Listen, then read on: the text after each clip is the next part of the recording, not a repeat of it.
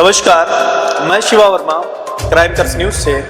आज मैं आया हूँ समिट बिल्डिंग के पास में, जो पार्श्वनाथ प्लाजा है 603 में।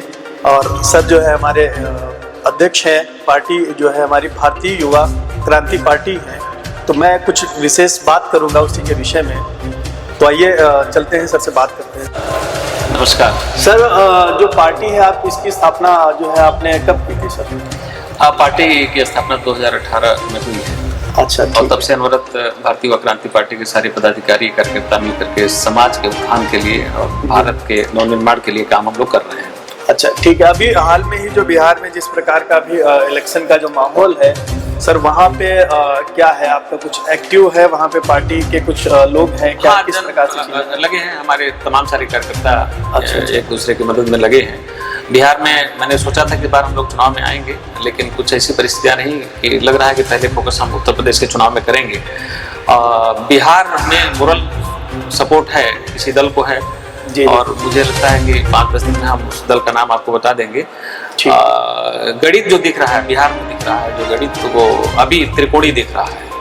ठीक है। सरकार बीजेपी मतलब जो वर्तमान में सरकार है वो तो समझ रही है कि शायद सरकार उसकी बनेगी, वो लोग सरकार बनाएंगे। और दूसरा ये आने वाले भी 2027 में क्या है, क्या तैयारियां हैं, क्या मुद्दे हैं जिन पे हम इलेक्शन में जो भी चीजें रहेंगी आप उस पर लड़ेंगे सर, उसका क्या है? निश्चित तौर से 2027 को हम फोकस कर रहे हैं, क्योंकि पीछे जितने भी इलेक्शन हुए हैं, एक तो कोरोना पीरियड में हम लोग जो है ठीक से पार्टिसिपेट नहीं कर पाए थे।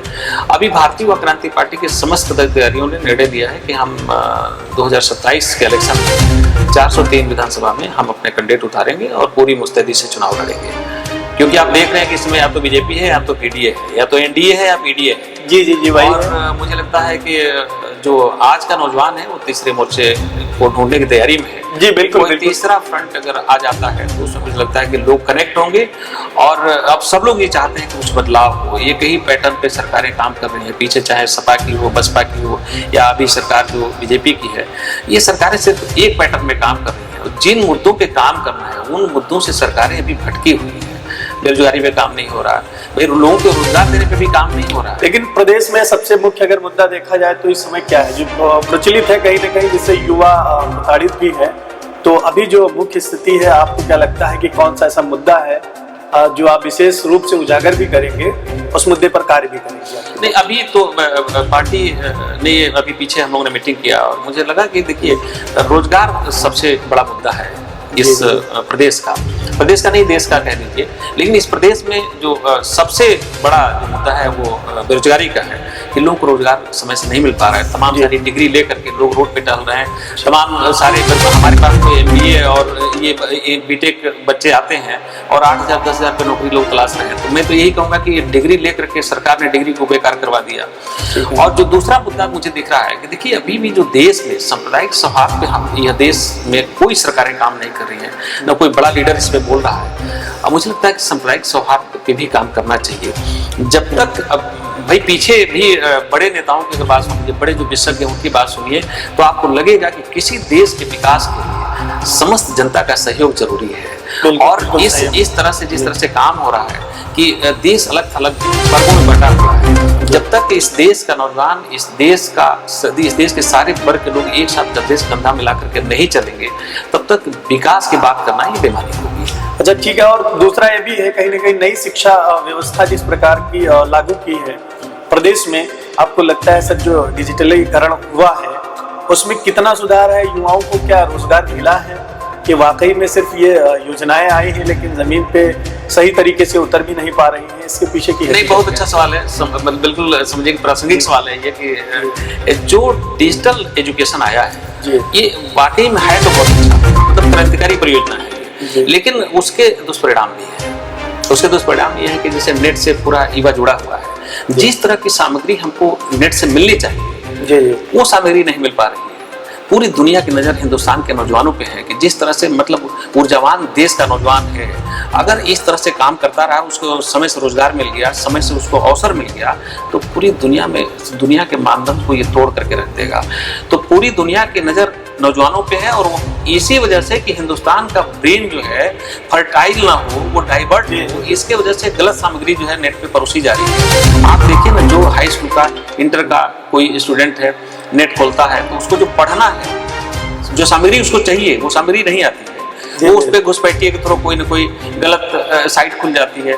अब युवा है तो वो एक उत्सुकता बस उसको क्लिक कर देता है और जाना है कहीं और कहीं और चला जाता है, तो वो है इस पे। तो लेकिन कहने का मैटर यही है कहीं ना कहीं कि एजुकेशन जो डिजिटलीकरण जिस तरीके से है वहाँ पे साइबर की चीजें तो बढ़ी है, कहीं ना कहीं फ्रॉड बहुत बड़ा है, देश में लोगों के साथ हो भी रहा है, लेकिन जो एक दिशा जो होनी चाहिए डिजिटल शिक्षा जिस तरीके से बढ़नी चाहिए वो संपूर्ण तरीके से पैमाना जो है सफल नहीं। कभी भी देखिए कोई भी जब योजना आती है तो उसके लाभ हानि दोनों एक साथ होते हैं, समझ रहे हैं। तो साइबर जो क्राइम की बात आप कर रहे हैं ये बहुत बड़ा है और मुझे लगता है कि सरकार हाल ही में अभी जो है डिजिटल अरेस्टिंग की जो चीजें हैं कहीं ना कहीं डिजिटल अरेस्ट बहुत हो रहा है, बहुत लोगों के साथ फ्रॉड भी हुआ है।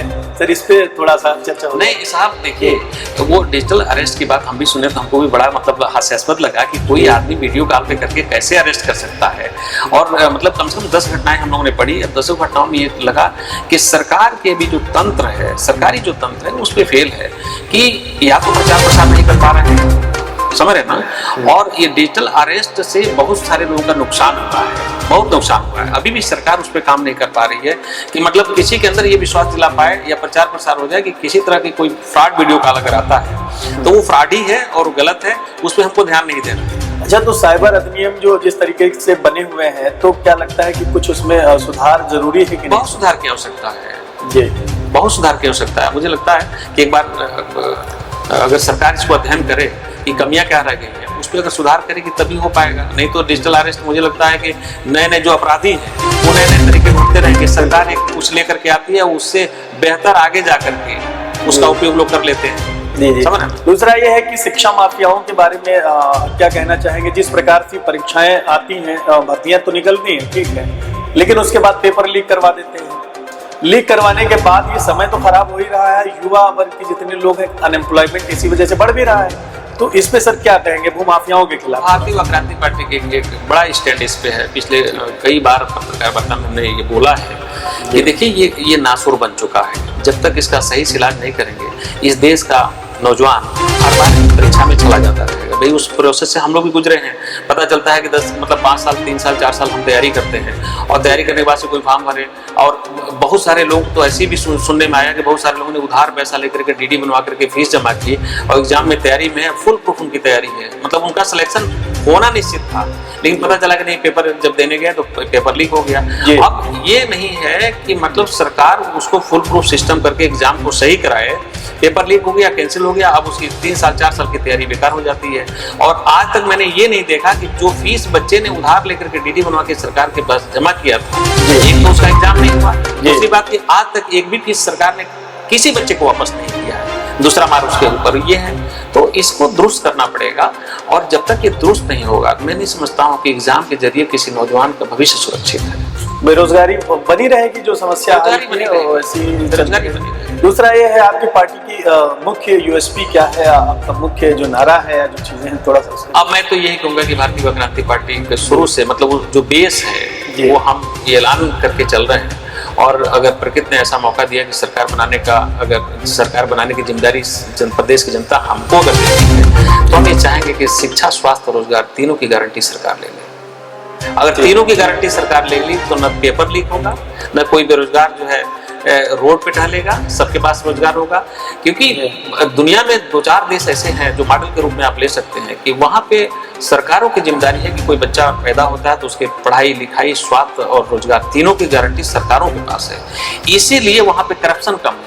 यहाँ पे ये है कि बड़ी मुश्किल से किसी गार्जियन को मौका मिला तो जानता है कि पता नहीं बच्चे को कभी बीमार हो जाएगा तो दवा कहाँ से होगी या शिक्षा कैसे उसको दिलवा पाएंगे, तो पीढ़ियों को सुरक्षित करने में लग जाता है कोई गार्जियन, वहीं से करप्शन की शुरुआत होती है। जिस दिन किसी फादर को ये पता चल जाएगा कि हमारे बच्चों की भविष्य सरकार के हाथों में सुरक्षित है तो करप्शन शून्य हो जाएगा, करप्शन 0 हो जाएगा। बिल्कुल बिल्कुल, वो देश और समाज के लिए काम करेगा। ये पार्टी का। तो सर ने जिस प्रकार से बताया, बहुत अच्छी जानकारी भी साझा करी और युवाओं के उज्जवल भविष्य के लिए जो अपनी पार्टी के कुछ मुद्दे हैं, जो चीजें बताई हैं, उस पे जो है सर कहीं ना कहीं एक्टिव है, कार्य कर भी रहे हैं। तो और इस पार्टी के माध्यम से जो भी चीजें थी हमने जो है सारी चीजें कवर की हैं।